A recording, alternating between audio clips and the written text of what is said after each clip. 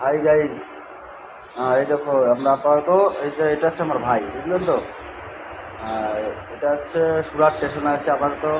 যে ভাইটাকে দেখালাম ওই ভাইটা আজকে বাড়িতে যাবে। হুম, তার জেনারেলে যাবে তো, ওই জন্য একটু আগে দিতে আসলাম। ছোটো মানুষ কী করে যাবে নিজেদের, এই যে বলতে বলতে যখন ট্রেনটা চলে এসেছে, এখন ট্রেন দাঁড়াবে। দেখুন কীরকম ভিড়। আমার বন্ধুটাকে ওই যে তুলে দেওয়ার জন্য সামনের দিকে যাচ্ছে, ওর সাথে সাথে ওই যে দেখেন। আর ওই তো ওইখানে যাওয়ার পরে সবাই মিলে প্রচণ্ড ভিড়, তো এবার ওর জেনারেলে হট করে কালকে টিকিট করে দিয়ে ওকে বাড়িতে পাঠানো হচ্ছে।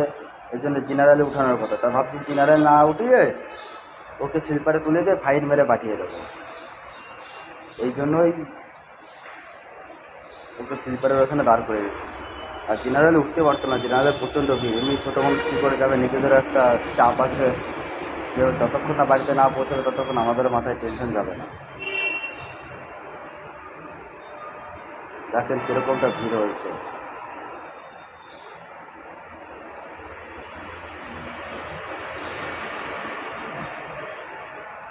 এখানে বেশিরভাগ ওয়েটিং ইংলিশ।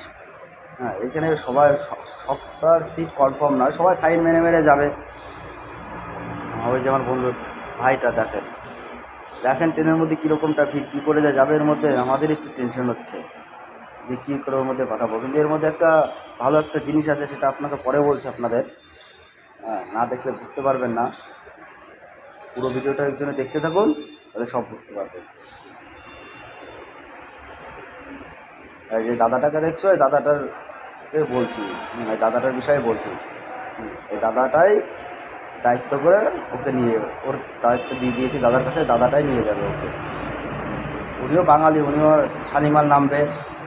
তা এই জন্য ওনার সাথেই আমরা যোগাযোগ করে কথাবার্তা বলে ওকে ওনার সিটটা কনফার্ম আছে, এই জন্য ওনার সিটে আমরা বসিয়ে দিয়েছি যে তুই ওনার সিটে চলে যা, ভালোভাবে যেতে পারবি, কোনো সমস্যা হবে না। আমার ট্রেনের অবস্থা দেখুন কী অবস্থা। আর ওইখানটা ওই যে ভিতরে আছে, ভিতরে দেখুন বসার জায়গা অবধি নেই, এরকম অবস্থা।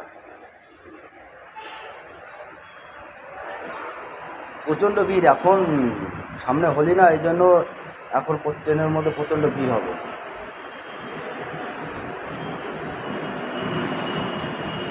দেখুন না কীরকম পরিমাণে ভিড়, এই ভিড়ের জন্যই তো সমস্যা হচ্ছে। হ্যাঁ, ওকে ট্রেনে তুলে দিয়েছি, ট্রেনে তুলে দেওয়ার পরে যে আমরা এখন রুমের দিকে যাবো। এর জন্য অটো খুঁজছি, দেখি কোন অটোটা যায় আমাদের ওইদিকে। আমরা তো আবার শ্রীনিবাস যাবো, কোরোদরা শ্রীনিবাস, সেই জন্য অটো খুঁজছি। এখান থেকে আবার অনেকে আছে, রাতের বেলা তো ভাড়া বেশি নেয়। এই যে আমার বন্ধুটা অটো খুঁজছে, দেখি অটোটা কোথায়।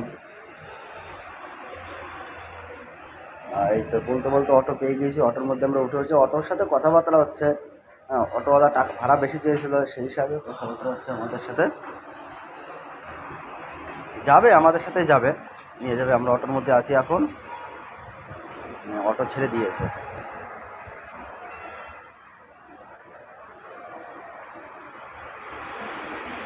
দেখেন এই রাতের বেলা এখন কটা বাজে, তবুও তখন রাত 10:30 বাজে, দেখুন অবস্থা। হ্যাঁ, এরকমটাই ভিড় থাকে এদিকে। এদিকে যত রাত হয় ততই ভিড় বাড়ে। অটোর অভাব নেই, এদিকে নানান প্রচুর অটো আছে, এদিকে অটোর কোনো সমস্যা হয় না। দুজনে যায় হাসতে হাসতে, কী করবো এখন, ও মনটাও খারাপ, ও চলে যাচ্ছে ভাইটা। তারপরে ছোটো মানুষ কী করে ঘরে পৌঁছাবে কি না পৌঁছাবে, আমাদের একটা টেনশন আছে, এই জন্য।